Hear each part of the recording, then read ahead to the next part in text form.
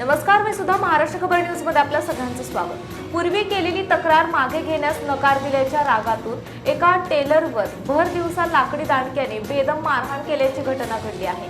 ही घटना लोणी काळभोर तालुका हवेली ग्रामपंचायत हद्दीतील खोकलाई मंदिराजवळ शुक्रवारी 17 तारखेला दुपारी 3 वाजण्याच्या सुमारास घडली। लोणी काळभोर पोलीस ठाण्यात 2 भावांच्या विरोधात गुन्हा दाखल करण्यात आला। शरद अच्युत कदम वय 36 आणि राहुल अच्युत कदम वय 33 असे गुन्हा दाखल करण्यात आलेल्या दोघांची नावे। या प्रकरणी विलास रोहिदास जाधव वय 44 यांनी लोणी काळभोर पोलीस ठाण्यात फिर्याद दिली।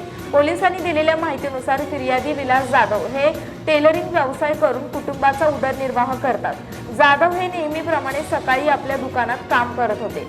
दुपारी सुमारे 3 वाजण्याच्या सुमारास ते जेवणासाठी घरी गेले। जेवण आटोपल्यानंतर त्यांच्या मुलाची चप्पल तुटल्याने ती शिवून घेण्यासाठी ते दत्त मंदिर परिसराकडे जात होते। याच वेळी खोकलाई मंदिराजवळ अचानक चारचाकी गाडीतून आलेल्या शरद कदम आणि राहुल कदम यांनी जाधव यांचा रस्ता अडवला। गाडीची काच खाली करून त्यांनी जाधव यांना दमदाटी करत, तू आमच्या विरोधात दिलेली तक्रार लगेच मागे घे, नाहीतर तुला आणि तुझ्या मुलांना लोणी काळभोर मध्ये फिरू देणार नाही अशी उघड धमकी दिली। जाधव यांनी शांतपणे मी कायदेशीर तक्रार केली आहे, पुढे जे होईल ते कायद्यानुसार होईल असे सांगताच आरोपी संतापले। त्यानंतर दोघेही गाडीतून खाली उतरले आणि त्यांनी जाधव यांना गच्च पकडून लाकडी दांडक्याने बेदम मारहाण करण्यास सुरुवात केली।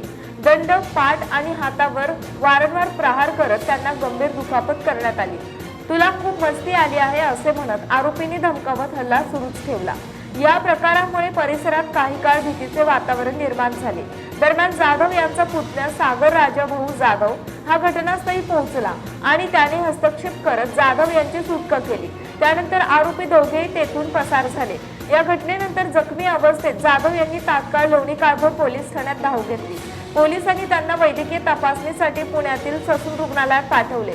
तेथे उपचार घेतल्यानंतर त्यांनी अधिकृत तक्रार दाखल केली। या प्रकरणी शरद कदम आणि राहुल कदम या दोघांविरोधात भारतीय न्याय संहिता BNS 2023 अंतर्गत कलम 118(1), 351(2), 352 नुसार गुन्हा दाखल करण्यात आला आहे।